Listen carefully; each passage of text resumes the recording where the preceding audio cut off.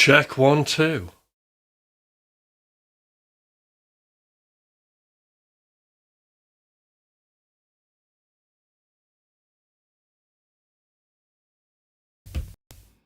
Right. Sorted. Oh man, right. There's too many things to set up, Sean. That's what's going on there. All right. So just realised the audio wasn't on, and Ableton didn't pick the interface up, so I just had to switch it on. How we doing?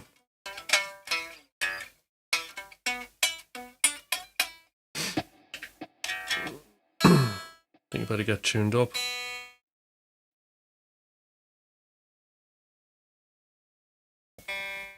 So today is a follow-up from yesterday. So I like the idea of those of you who tuned in yesterday and kind of got all the information, got all the scales, got the arpeggios, and you'll have started playing maybe one position and messing about with it. That may have brought up a few questions, so that's why I'm here now, as to answer those questions on scales and arpeggios. And I'm particularly interested in how we sort of bring the two things together. I can feel the heat building up in here. I'm just going to switch the heater off 2 seconds.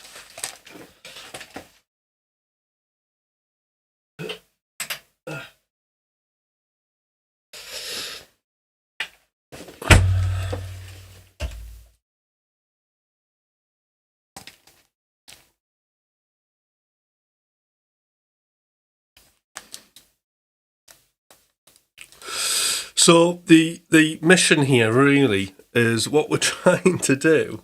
Like funny little hair there. Right, what we're trying to do is we're trying to seamlessly bring these two halves together, the scale and the arpeggio. So when we improvise, it doesn't sound like, right, now we're doing an arpeggio, now I'm doing a bit of a scale, and these things are two like disjointed ideas. We're looking at strategies, maybe, ways in which we can bring the two ideas together. So that's kind of what we're doing. So anybody with any questions, that's what we're doing. If not, I can sort of just show a few licks that I do that are simple, and that might help spark the conversation. But at first, I'll do a jam using these very ideas. C sharp minor, usual fusion thing, but it's a good one. We're gonna have a look at stuff.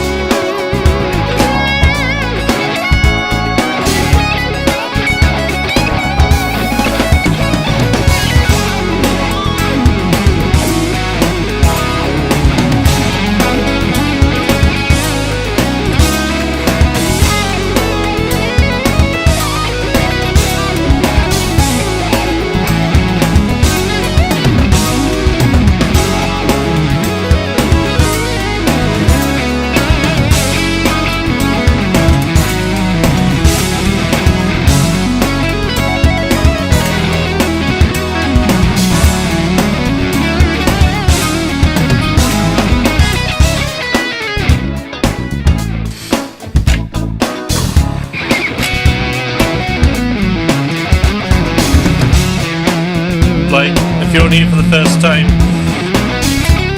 subscribe.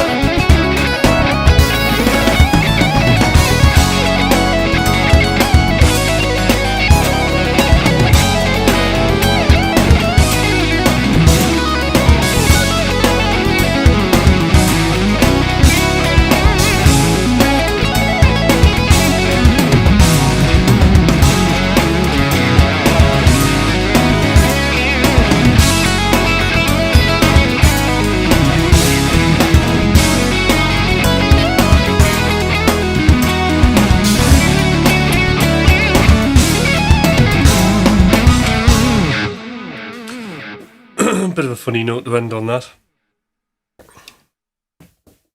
All right, how we're doing in the chat there?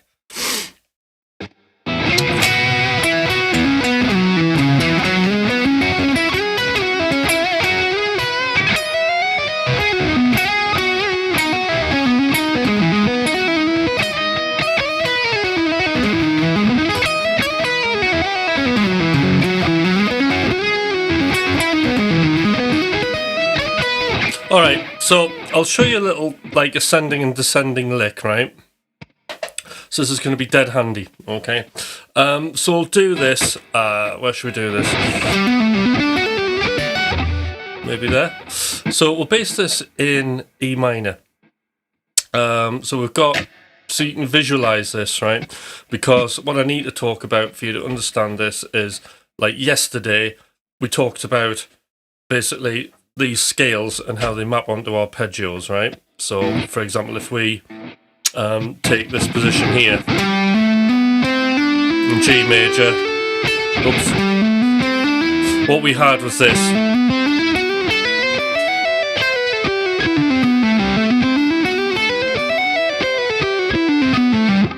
So we had, the pattern we did really was 6 notes, 3 notes per string, and then every time we hit the G string we're using 2 notes, and then we come back and we have 3 notes, and then if we put an arpeggio with that, basically everything's in the same sort of playing field, isn't it? So if we have a G major 7 arpeggio,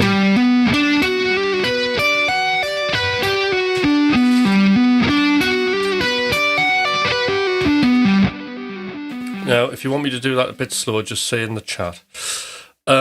So you can see the two things between the scale and the arpeggio. The two things are in the same place. Now, where I picked this up from was Greg Howe's creative arpeggio phrasing, right? And it just seemed to be, it's like, honestly, it was like one of, I think I said this yesterday, it was like a Sixth Sense moment. It was like, wow, this is like under my nose all the time. But it's a super handy way of just visualizing the scale with the arpeggio so you can seamlessly sort of improvise. But why would this be important? And the reason it's important is because there are multiple different ways. Yeah, he's amazing. There are multiple different ways that we can think about our improvisation, right? And all of them are valid. So you'll hear, you'll have things like Tom Quayle's got his solo up, which I have, but I've never really used it, where he's encouraging you to think about intervals. So wherever you are on the fretboard, like say, we're working in E minor, there's an E minor, you should know where sort of all the fifths are. Yeah. From that root in that position, right? Or all the thirds. So that's one way, is to think of like the intervals and to get familiar with all the interval, how they all sound, yeah?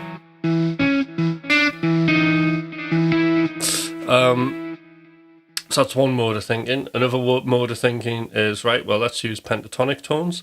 It's more your blues kind of thing, where we'll kind of look at the scale tones of the pentatonic scale and kind of use that as a framework. There's just using your ear, which is like the best one, like a singer, when I've worked with singers and they've wrote absolutely amazing melodies and stuff, they tend to just play a few tunes and then they start singing and find a way. So there's always that. Because one thing is, like, when you start watching, one thing I have a problem with, right, is I'll watch a lot of, like, because I've started looking at fusion, right? Then the next thing sitting next to fusion, which I'm not that interested in, but you end up looking at as well, is like jazz. And then you see like these amazing jazz tutors, okay, that have just done jazz, and they're telling you, right, you've got to follow all the chords and you've got to play within this, and then I just start feeling really inferior, and then the whole thing just becomes sort of like not instinct but very designy to me, where these are all the options I've got and you have to use these and you have to follow the chords, and it just becomes like music by numbers in my head. So that's like my limit. I'm just not interested in that, but some of that knowledge is really, really useful. So yeah, the pentatonic scale, we know all those notes are going to work. We know that, if we add a ninth to that, then that's going to work. That's going to get us away from the avoid note. The avoid note's a passing note, but we don't always have avoid notes in every single scale mode that we use. Like Dorian uses all of them, and you're perfectly fine with that. But then the other thing that I've found really handy that just gives you a little bit of an edge on your sound is looking at using the arpeggios as target notes, okay? So we've got intervals, we've got pentatonic scale, we've got arpeggios, which is where we can source all of our target notes. And that's why I think this is like really, really important. Because like even when you hear the arpeggio, like say next to a track, my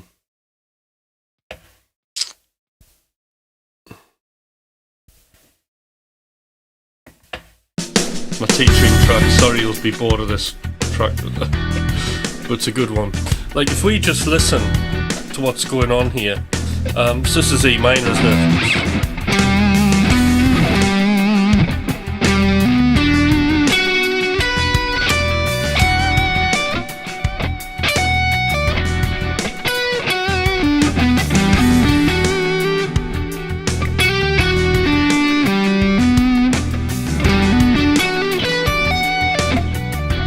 Got these different target notes.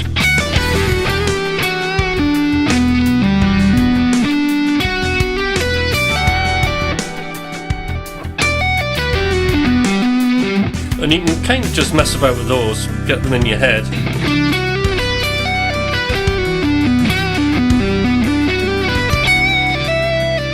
Oops, cheated.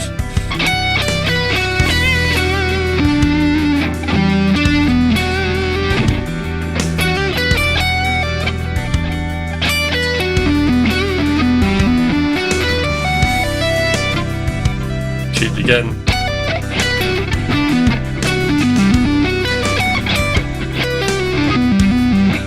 Now once we have that, remember we've got our scale.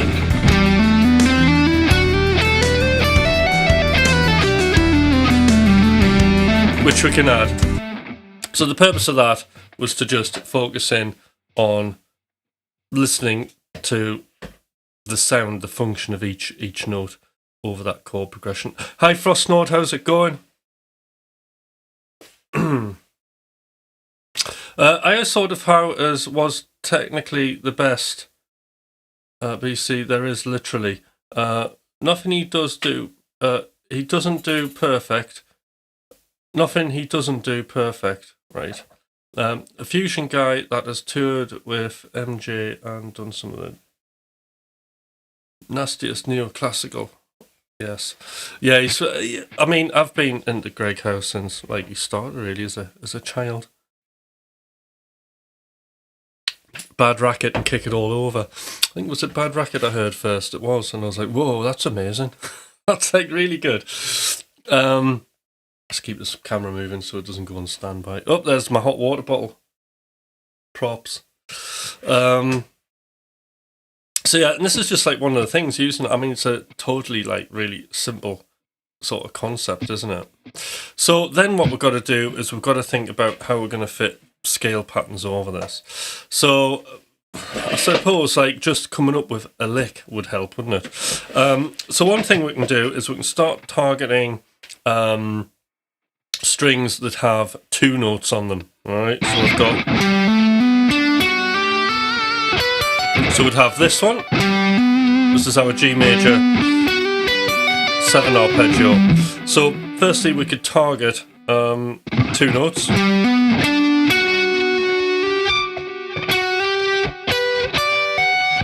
So that would be the 5th, 3rd and 1st string, okay? And we can add in the scale note.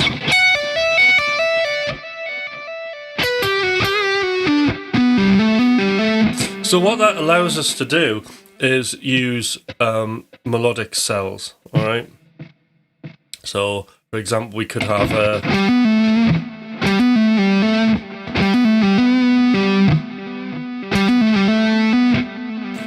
let's think of one. So melodic cells, what I mean by that, for example, we could have really simple one could be ascending. Yeah. We could have descending. We could have something more complicated, like that. So whatever sequence you can think of with 3 notes, we can use as a cell, and then we can repeat that or mix them up. So it's a really good way, because this is the other thing that I'm now kind of working on a lot, is there's another part of improvisation, and I think what you find is you think in bigger chunks, right? And as you sort of mature, how you think about your improvisation comes down to smaller chunks, like sequences of notes that you kind of put together. Just getting the camera moving. Right. So, here we go. Let's try this.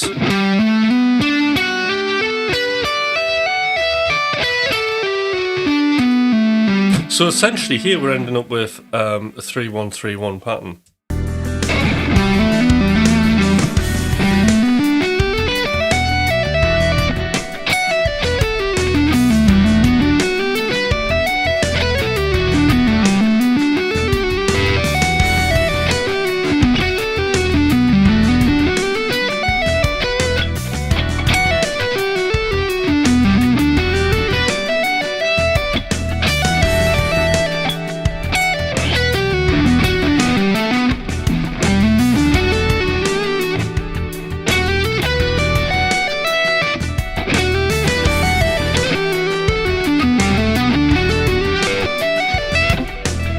What I suggest you do, what I like to do, is just improvise. Don't have any sequence in mind, and just mess about with those notes and play this now extended arpeggio as if it were a scale you were improvising on.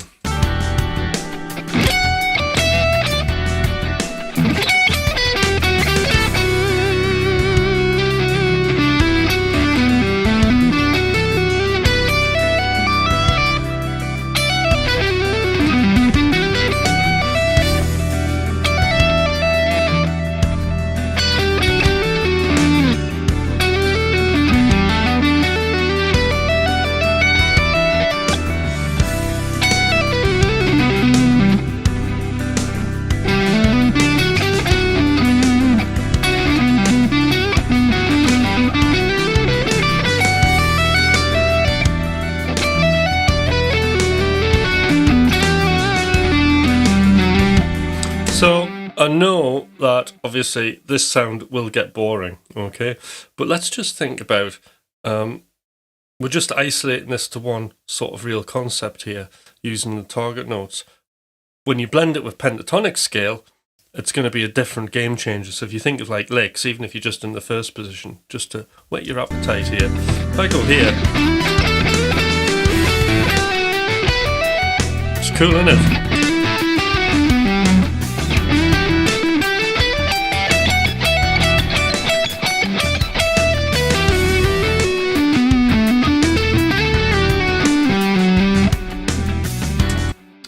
We can start very quickly getting something interesting and going between the very familiar framework of a pentatonic scale, like, so that's almost like levels of tension, isn't it? You give somebody a pentatonic scale lick and it's like, oh, I know what that is.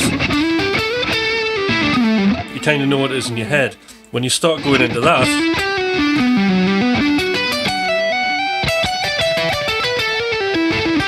it's like, all right, that sounds like pentatonic. Is it pentatonic? Not sure, but it sounds cool. You start getting into something a bit different, throwing the listener into newer territory, which is the idea. And you're creating tension, so anything that's sort of unfamiliar, that somebody doesn't have the framework of reference to listen to, they're going to feel more uncertain. Okay, and that's what we want. That's what music's about. Yes, hello, Tim. That sounds great. Thank you. Now, if you agree, disagree with me, if you've got questions here, please do put some stuff in the chat. I know I'm kind of teaching here. I know it's questions and answer, and I'm just spinning my wheels, really. Kind of spitting out what I think you might find useful. However, the most useful thing is actually if somebody asks a question that's based on a problem that they're experiencing, and then that's going to be more helpful. Hi, Growing Up. Good to see you on here. Please give a thumbs up. So I'll tell you what, I'll play another track and we'll come back to this, yeah?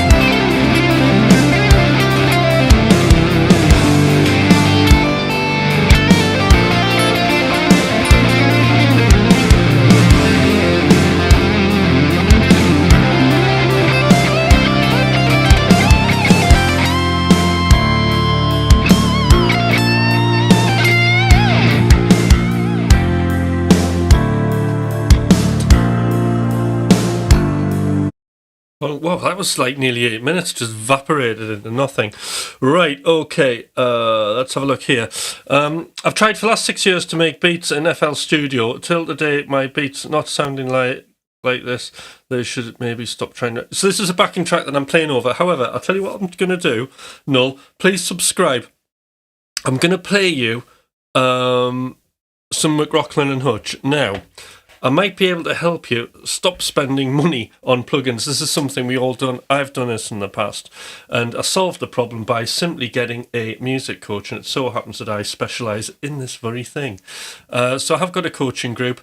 There's one place that you could potentially join. And I can fix all of this problems, providing you can sort of get around Fruity Loops. I can totally get you making beats and being prolific. There's probably a few people on here actually watching that I've coached that will probably vouch for this. Everybody who I've had through my coaching group have all been satisfied customers and have all released music. So if you're wanting to finish music, okay, from start to release, I'm here. And everybody who joins that group or comes to me on a one-to-one basis, I'll hold your hand through that process. How about that? We'll play a McRocklin Hutch track, and then you can hear sort of like the music production side of stuff. I don't wanna do it no more. I don't wanna do So, no, please do subscribe. There you go, there's Sean.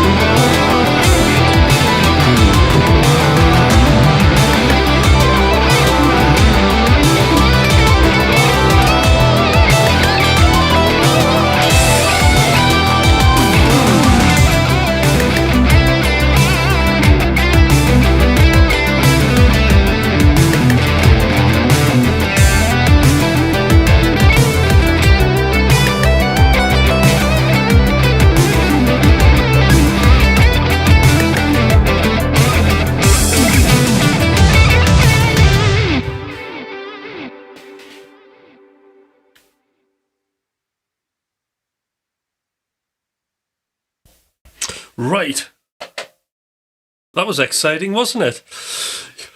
Yes, more harmonic. Always more harmonic. Sometimes I forget the harmonics, because I'm on acoustic guitar all day long, right? Obviously harmonics isn't a thing. So anyway, to the guy who spends lots of money on plugins, give me a shout. Somebody put my email.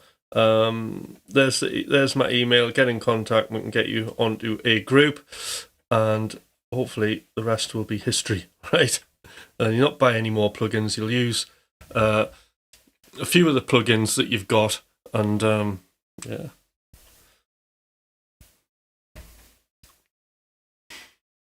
Hi Donald, how's it going?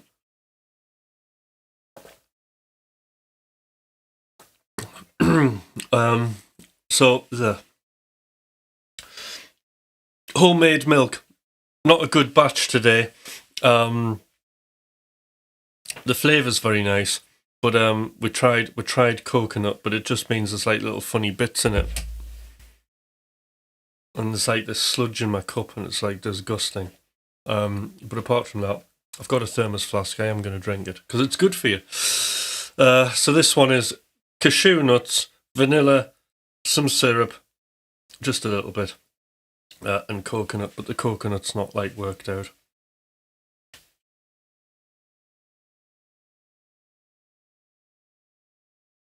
Yay, nothing much came by to play along with you. Brilliant.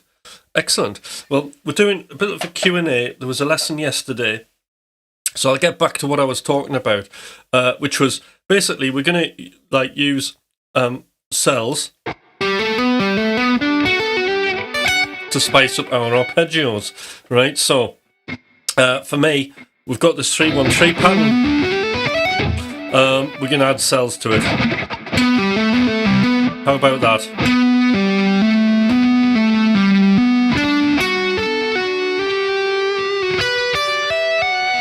And now you soon you get like with these little cells, you just get nice little,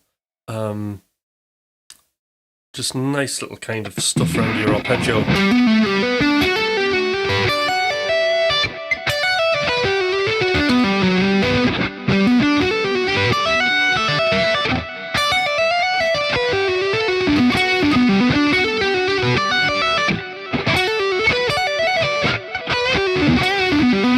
So a nice lick would be this. Let's try that. So what I'm doing there is I'm going, we're on the 10th fret here, 5th string. It's a G major 7 arpeggio, and I'm playing these notes. So we're going 1, 4, 2. Sorry. Hammer. 2.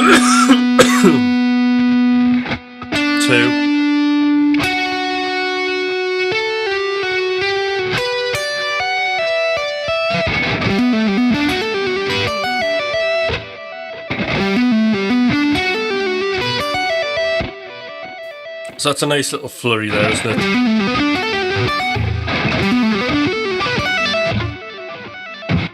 So that's an idea for just, and I mean, we can go into these in more depth at some point, but I mean, that's just a nice little idea of how to use a little more, like adding a note to the part of the arpeggio where you've got 2 notes. But what about 1 note, right? We can't leave that out. So this is something I'm working on, is starting to think of ideas based round, a bit of coconut went down my throat. Right. Thinking of ideas from that scale that are based around the parts of this arpeggio where we've only got 1 note, so I'm more concerned about these areas. It's those 2 points. So we could have...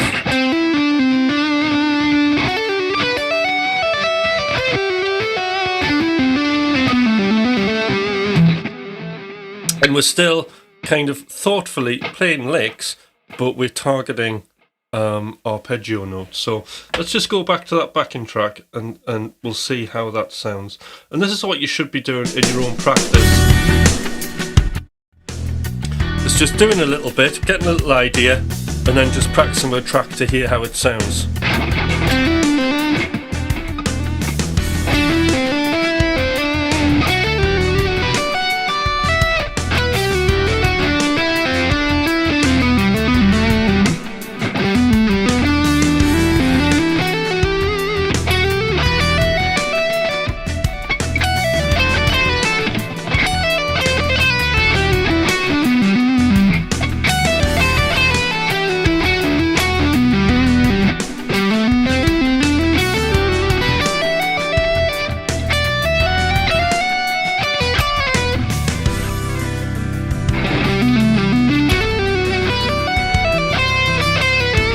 See a void note there.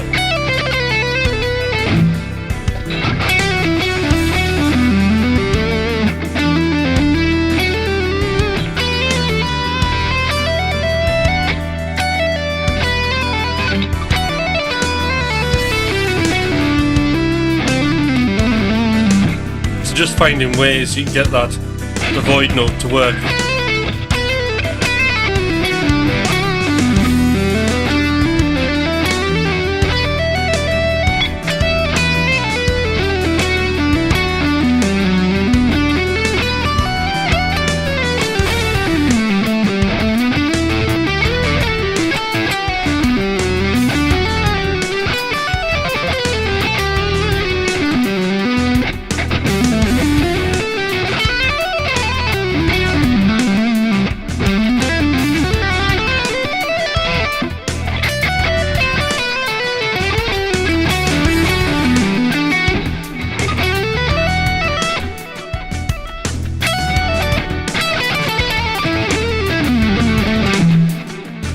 Alright, so some ideas.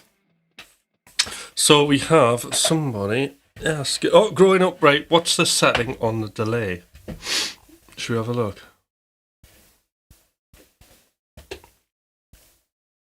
Oof.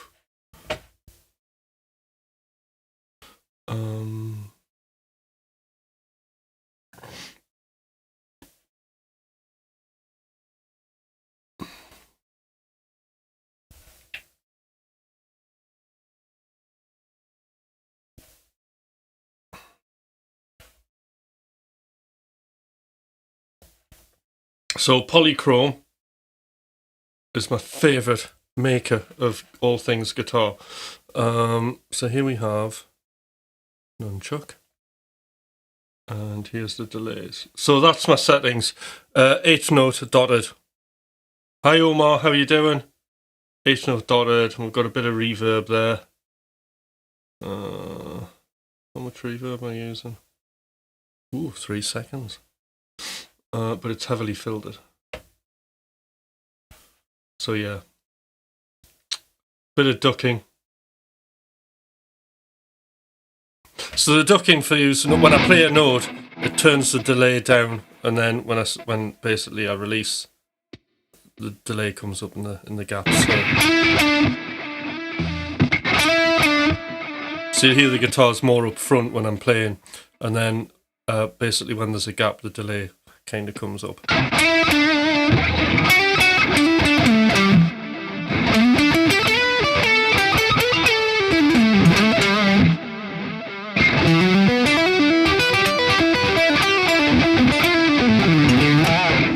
It always amazes me how much effects you need to add when you're putting your guitar in a mix for you to actually hear them. So don't be surprised when you're playing along the backing tracks, like how much you've got to crank things. Righty. Any questions?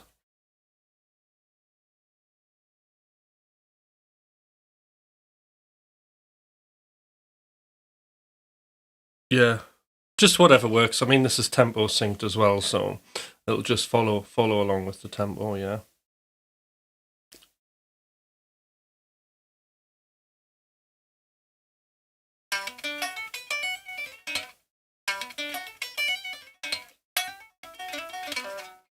Okay.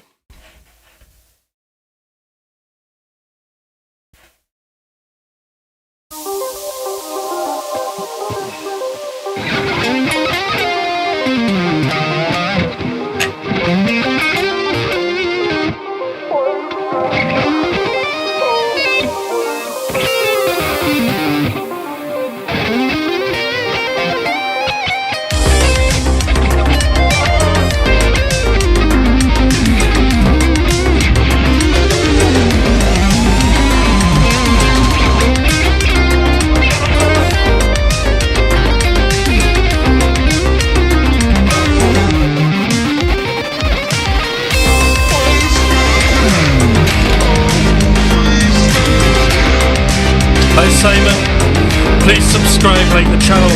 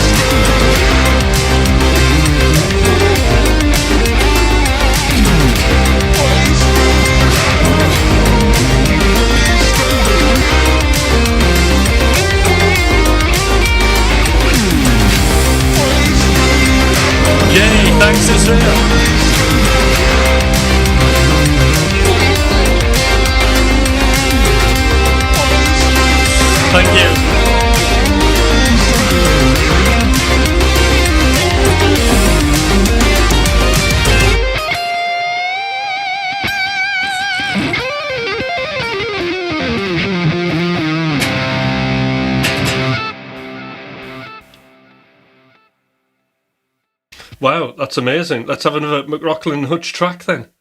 What should we do? Let's try this.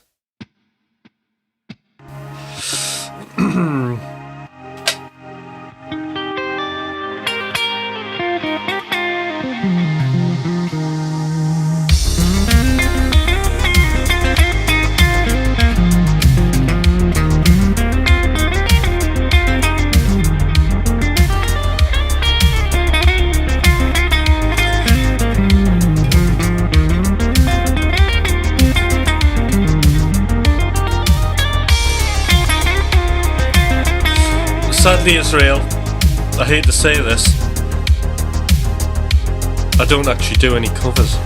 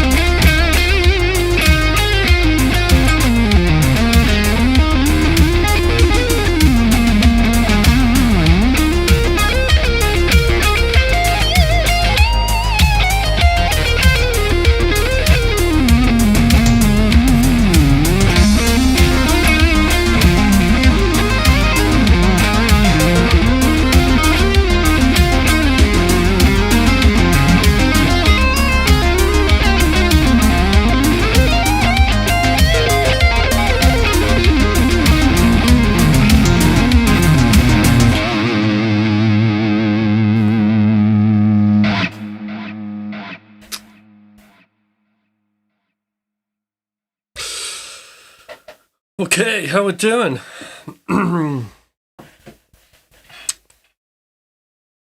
So yes, thank you again, Israel. Sorry about not doing covers. It's just a thing. This channel is all about the future. What is it's about jumping into the unknown.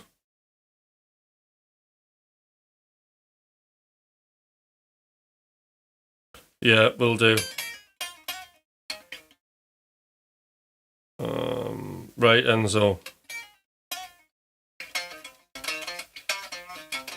Not to worry. I'll make sure I'm in shot. I was very much in flow there. But thank you for pointing that out. The things you got to remember to do when doing a kind of stream like this is like ridiculous, but it's time for a coffee because I've worked really hard. Right, so we've been doing a bit of a lesson. There hasn't been any questions. I'm very surprised. So all I can suggest is that basically everybody knows everything. So I've done a really good job teaching.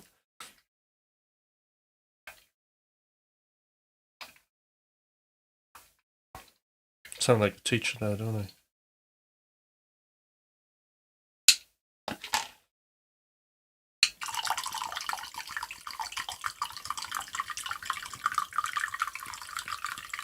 Struggling getting through this coffee with this milk, mind. I really want to just get normal milk. Cutting off, right. Got it, Enzo.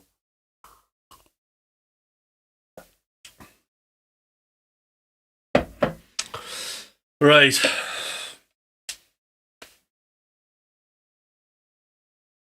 What's your exercise for warming up off screen for the viewers? Noodling. There is no exercise. There's no exercise that I particularly do off screen. But what I do have, because it's cold in here, to have a water bottle. There's a couple of things, and I know Tom Quayle mentioned this as well, that, you know, when you're doing a live, not that it bothers me now, but when you're doing a gig, you need to be careful on what you're playing before you kind of get up in front of an audience, because what can happen is you'll do a few warm-up exercises, start feeling confident, and then go into some of your licks that you're working on and then play them like shite. And then basically that kind of ruins your confidence a bit. So you got to be careful. So what Tom does is he runs a sink of water and warms his hands up. For me, I'm using a hot water bottle. So that's what this is good for. It's nice and warm. When my hands are cold, it warms them up. So what do you think about when you're mixing arpeggios with pentatonics? I find myself doing arpeggios about halfway through, then phrasing into something else for a different type of sound. Well, I think you just got to think about what notes are in common with the arpeggio and what aren't. So, like, for example, we have, I mean, that's a very good question, Sean. So if we look again at the pentatonic scale,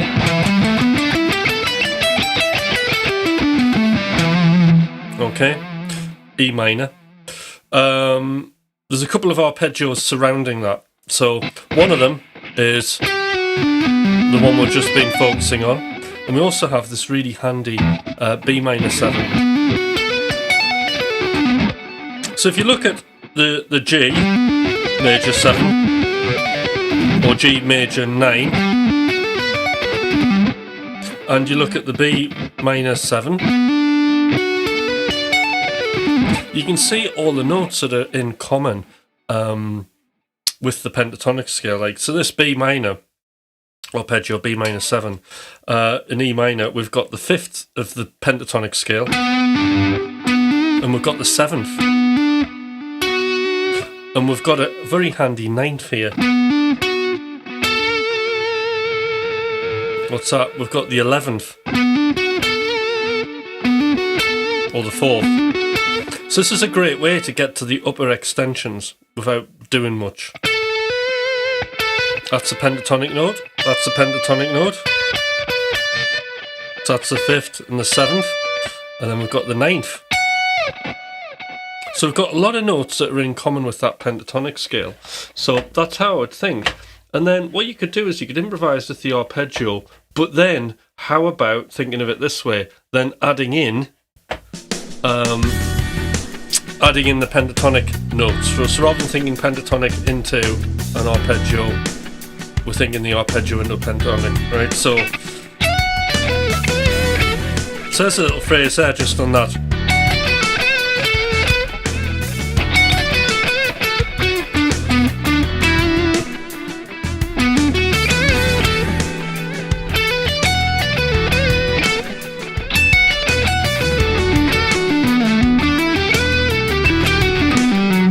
Now I'm crossing into the G major arpeggio.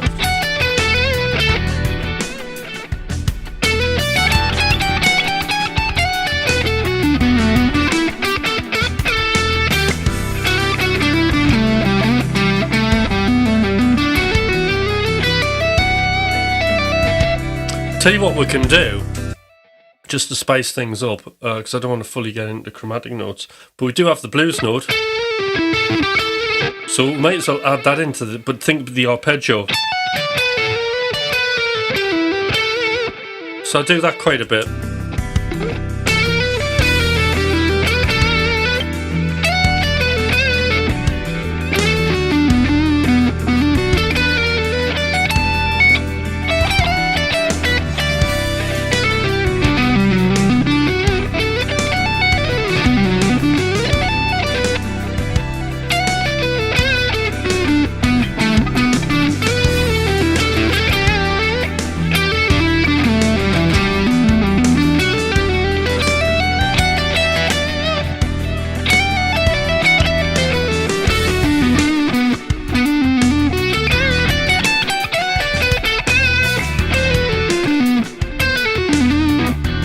So then you can go into scale fragments, bearing in mind, because we're in the natural minor, there's that C note, which is the avoid note. So you have to use those as passing notes, which sound alright. Let me mix it up a bit. So Sean, that's how I think about it, okay, mixing the arpeggio with the pentatonics.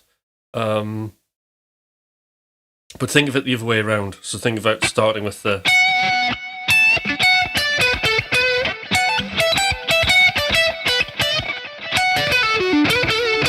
You know, you could do that, that's quite nice.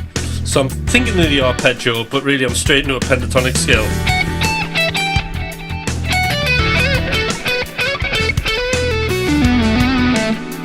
So that's the 7th of that B minor 7.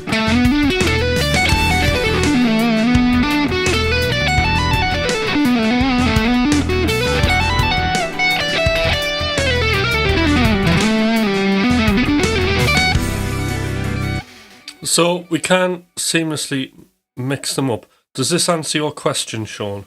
Hope it does. I can find the arpeggios in that, so I guess I do understand. That's good, because it's weird, because when you see people playing this at first, it's like, well, what's going on there? It's all just like spaghetti, it's all mixed up, isn't it? So it's just getting familiar with those shapes. Breaking it down into just small, tiny little cells, I highly recommend. Just like what I was doing there, with that just see how much mileage you can get just out of it. One of those shapes, just...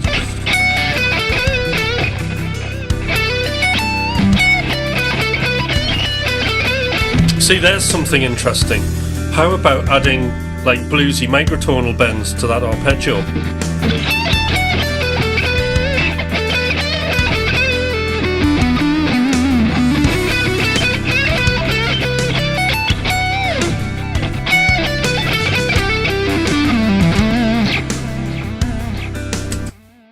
You know, so you can just try little cells and see how much you can get out of it. So here's a question: what do you think should be the next lesson for Tuesday? What's going to be the next big lesson, do you think? Oh, I need some more likes here. How we're doing for likes? We're not doing very well. We've got 16 here. Seems a quiet stream today. It is a very quiet stream.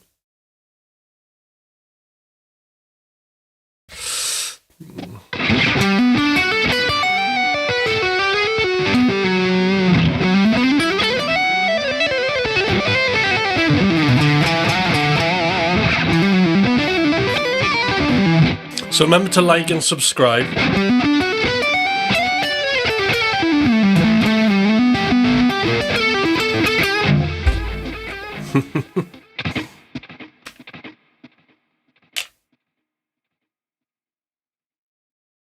Thanks. Really like that sound. For me, arpeggios can sometimes be a little bit predictable to shake it up. Yeah. What gauge is my pick? Pick is 1mm. A little bit of flex to it. It's the Dunlop flows I like, and I like the blue ones the best. Weird. I hated them at first, but now I really like them. I don't use the brown ones.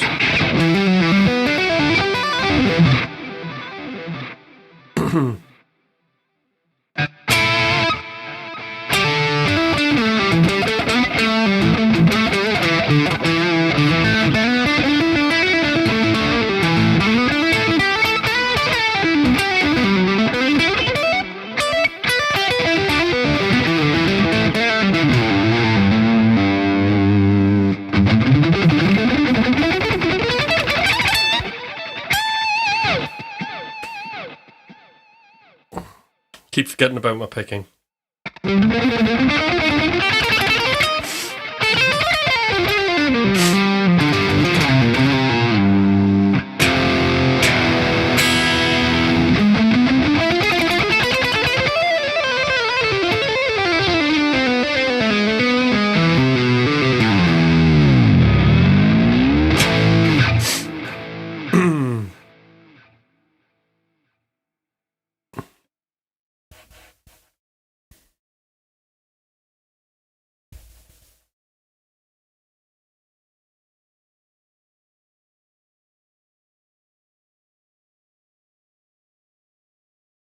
We'll shake things up a bit with this. So this is in E minor, so I've picked this because then we can hear stuff in a more rock context.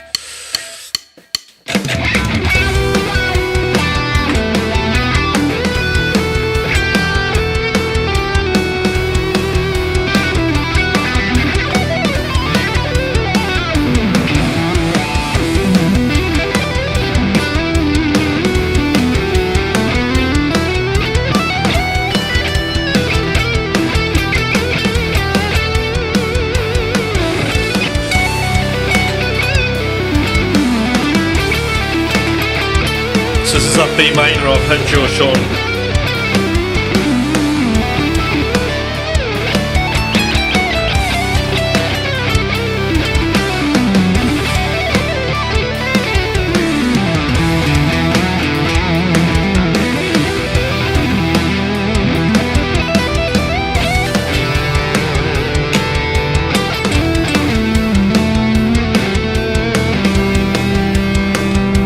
Hi Deemed, how you doing?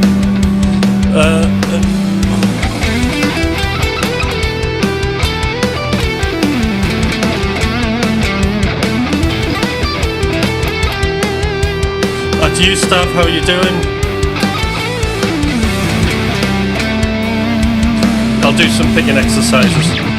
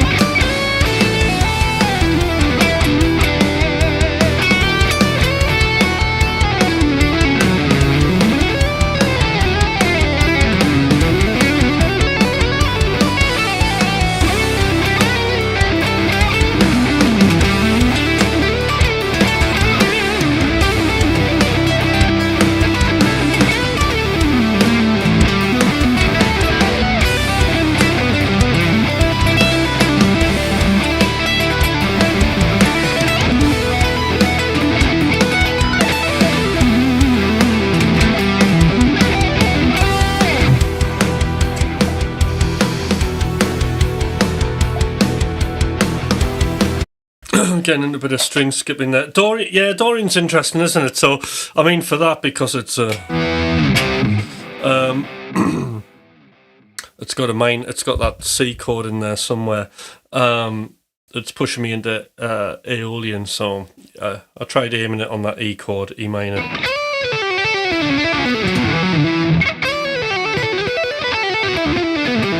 Sometimes, a lot of the time, I'm not that keen on that Dorian sound. It just sounds like too fusiony to me. So I tend to drop that note out. That was fun, yeah.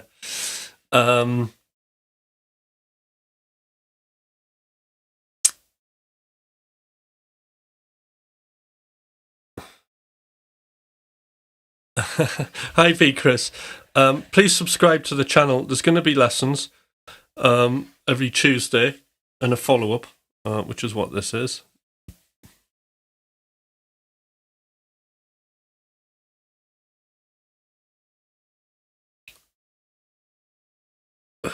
Joey, the major sixth. Mm-hmm. You need the major sixth, yeah. It probably would make my life a bit easier, to be fair, using the major sixth. Because then you haven't got an avoid note, have you? And then kind of everything makes more sense. It's about, so relaxing your hands really important. Now, so somebody asked how about the picking, like picking fast.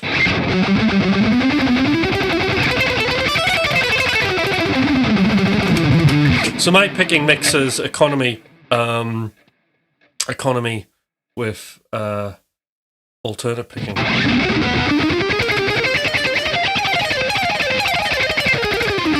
So like end licks like that.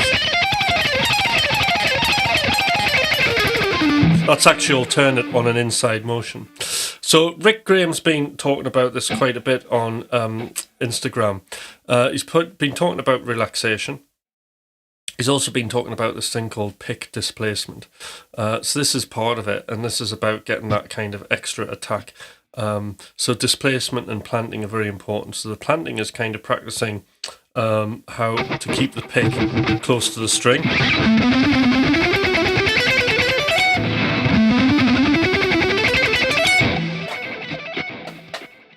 Well, there we go. Oh, right, how are we going to say this? Right, let me have a look. Let's go this way. No, wrong way. I'll set this so the I don't know if you can see, but so the planting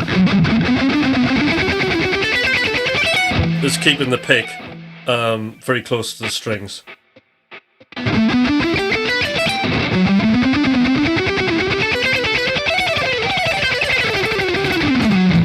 Okay, the displacement is pushing the string,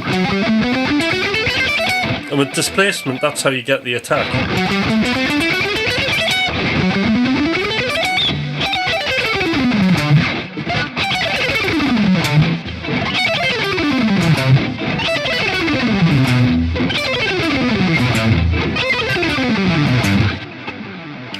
So that's how we do that.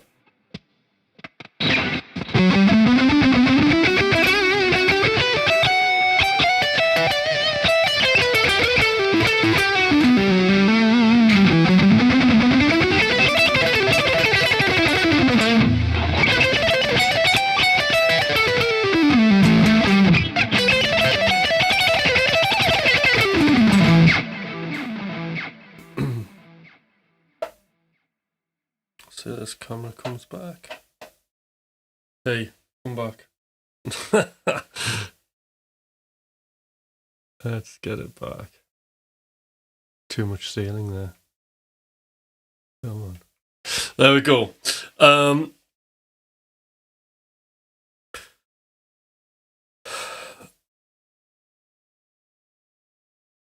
So I went through this journey a couple of years ago. I've only been economy picking for a short while, and I just decided to retrain. It was heavy going, but I had it all under control and sort of in my playing very quickly. So 2 to 3 months, and then 4 months it was embedded. 5 months all sorted. I was like, yeah, I'm economy picking is my main thing. And then I just decided not to bother with that. Did hybrid picking, gave up a few times, and then managed to get that under control. Now, I don't know, just with these lives, I've just not thought about what this hand's doing. And now I'm watching it back and people observing what I'm doing. It's obvious that there's like a huge amount of hybrid picking going on in my playing. Hi Shivam, how you doing? I think you're subscribed, aren't you? Thumbs up, please. Give me a like. That would be good. Good to see you on here. It's a bit slow this morning. I mean, yesterday, you know how many people were on yesterday? I had today 419. Yesterday there was 7,000. Incredible, isn't it?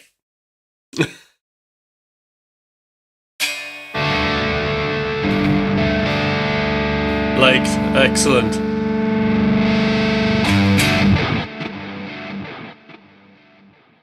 So, any more questions? Inside picking's important. So, when you start getting into economy picking, right, this is the thing you're going to hit, right, is you're going to end up having to do inside picking unless you're going to think about having an even number of notes to turn a lick round. So what I mean by that is when you watch the first Frank Gambale video, he plays a G major scale like this, right? So this is all alternate picking. And when you get to here, he has to do this move to actually turn it round. So that's quite difficult to think about. Even then, though, and that keeps the whole thing basically economy picking, okay, and like one motion, ascending and descending. So I don't want to have to think about playing like these little kind of things when I'm improvising. I need to be completely free. So part of that is you need to do some sort of alternate picking, and that's the inside motion. So if I play a scale and I just want to play it in a traditional way, 3 notes per string, up and down, that has to be, I have to do inside. So just be prepared for that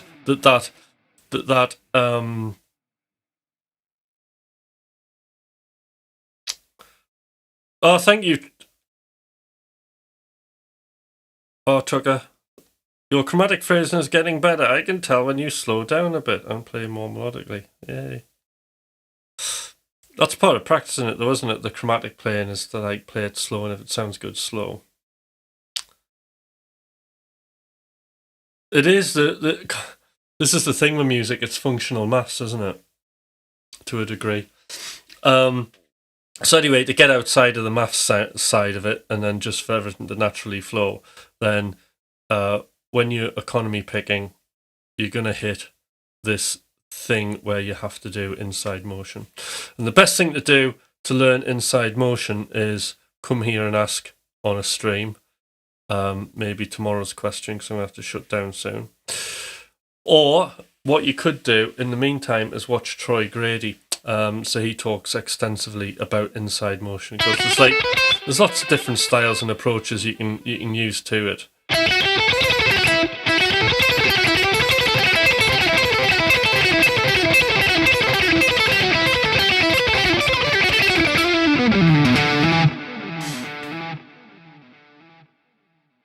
The time here is 4 minutes to 8.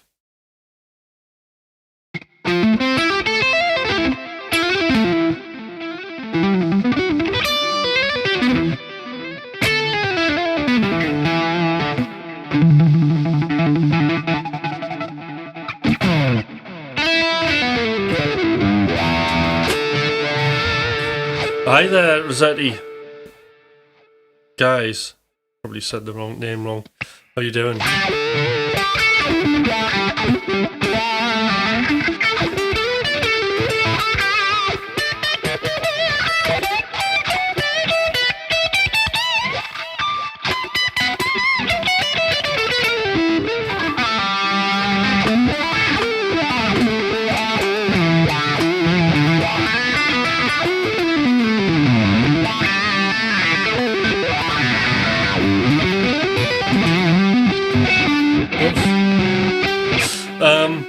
Troy's channel just popped back up a few weeks back.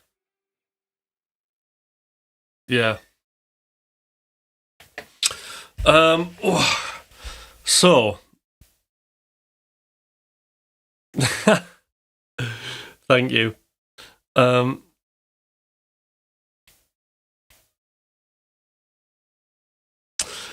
Right, so the pickups I am using, Ibanez, are the these are the Fishman McRocklin signature. So McRocklin Thomas is the other guy in my band.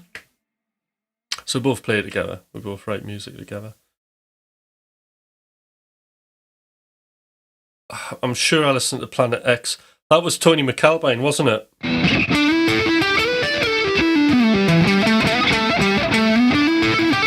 Because I remember you mentioning it when I was starting to look at sidestepping, which was a bit of a failed experiment.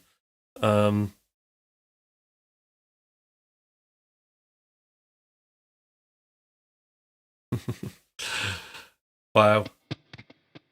3 o'clock.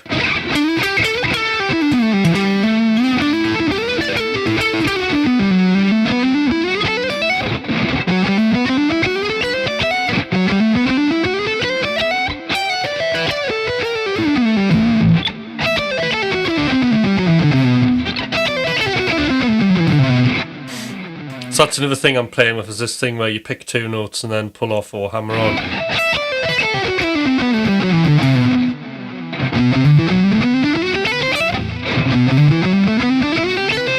But it's always a triplet feel.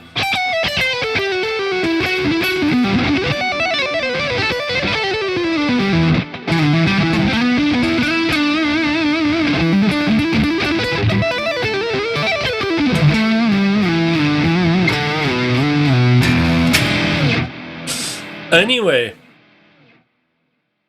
album contour has Brett Garsted and Alan Holdsworth. Right, I better check that out. Wow, what a mix of guys. Yeah, Candy. Yeah. So basically, I have to go now to get on with the rest of my day.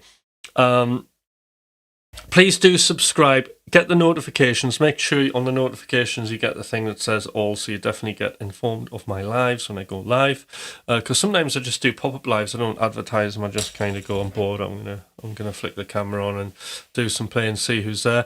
So tomorrow I'll just be doing straight ahead shredding. I'm just gonna play from start to finish, obviously chatting, answering questions, stuff like that. Please do like and subscribe. Hit the thumbs up. Where's the camera? There we go.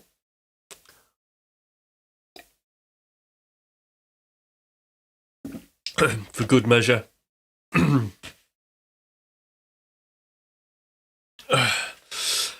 And that's me done, guys. So it's been a pleasure as always. I'll be live tomorrow. I know like the 6:30 stream doesn't fit everybody's routine, but literally I wake up and this is what I do in the morning. And the reason I do it in the morning is because I am fully booked. Boom. Today, right?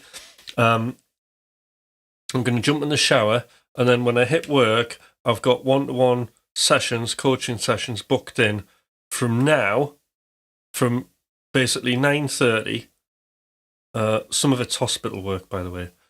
Music though. I'm booked from basically 9:30, and then solidly, apart from an hour's lunch break, till 5 o'clock. Then I've got an hour to get home, and then I'm coaching. I've got a coaching group tonight, so I'll not be finished. I'll have to prepare for that, and I'll not be finished till 10. So that's the music production coaching group as well. So anybody interested in that wants to join, send me an email. Email will be in the description. All right. Thank you. I will see you tomorrow morning. Thank you.